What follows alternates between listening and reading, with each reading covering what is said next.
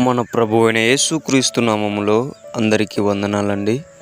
ఈరోజు దేవుని మాటలు సామెతల గ్రంథము 15వ అధ్యాయము 19వ వచనము. సోమరి మార్గము ముళ్ళకంచె, యథార్థవంతుల త్రోవ రాజమార్గము. ప్రియమైన దేవుని బిడ్డలారా, దేవుడు ఈరోజు సెలవిస్తున్న మాట ఎవరి గురించి అంటే సోమరి గురించి, యథార్థవంతుడు గురించి. చూడండి, సోమరి అంటే ఏదో పని చేయడానికి శక్తి లేక బలం లేక ఉండేవాడు కాదు. సోమరి అంటే వానికి పని చేయడానికి శక్తి ఉంటుంది, పని చేయడానికి సమయం ఉంటుంది, పని చేయడానికి అన్నీ అనుకూలంగా ఉంటాయి, కానీ వాడు పని చేయడు. అటువంటి వాణ్ణి సోమరి అంటారు.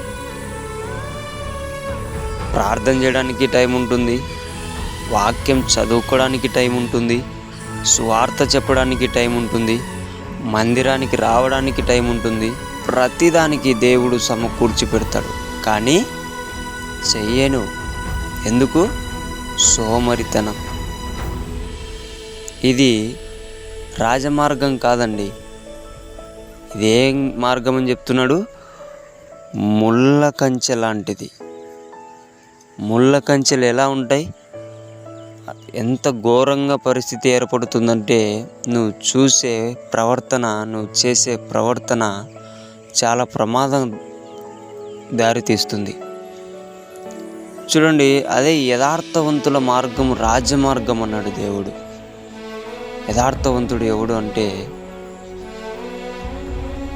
పని చేయడానికి సమయం లేకపోకున్నా, పని చేయడానికి వాని శరీరము సహకరించకపోయినా సరే, నాకు ఒక బాధ్యత, నేను ఖచ్చితంగా చేయాలి అని చెప్పేసి కష్టములో అయినా, నష్టములో అయినా, బాధలో అయినా, నిందలో అయినా ఖచ్చితంగా అతనికి ఏదైతే పని అప్పగింపబడిందో అది చేసేవాడు యథార్థవంతుడు.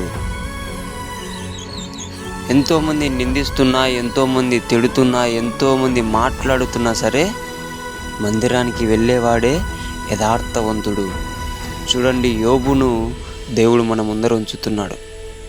అతను సంతోషంగా ఆస్తిలో అందరూ స్నేహితులు, బంధువులు అందరూ ఉన్నప్పుడు మాత్రమే కాదు దేవుణ్ణి వెంబడించింది.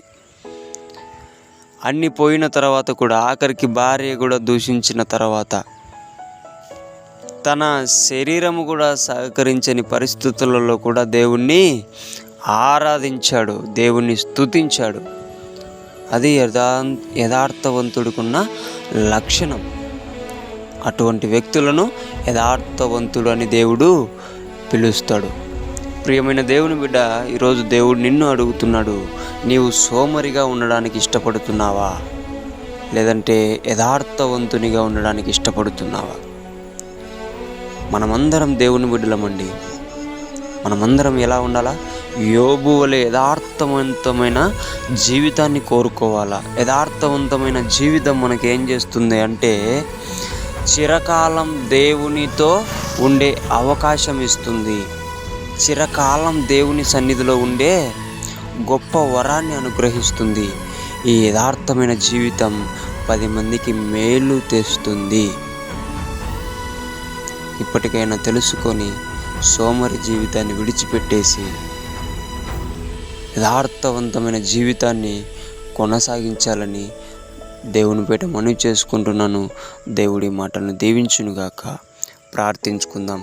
యేసయ్యానికి వందనాలు, స్తుతులు, స్తోత్రాలు. ప్రభువా, మా తండ్రి, ఇంతవరకు సోమరితనముగా మేము ఏ తప్పులు చేశామో ప్రభువా, నీకు నచ్చని విధముగా తయారు చేశాము ప్రభువా, మమ్మల్ని క్షమించమని ప్రార్థిస్తూ యథార్థవంతమైన జీవితం మాకు నేర్పించి అలాగుననే ముందరికి కొనసాగించమని, యోబు వలె మమ్మల్ని తయారు చేయమని యేసు నామములో ప్రార్థిస్తున్నాము తండ్రి. ఆమేన్.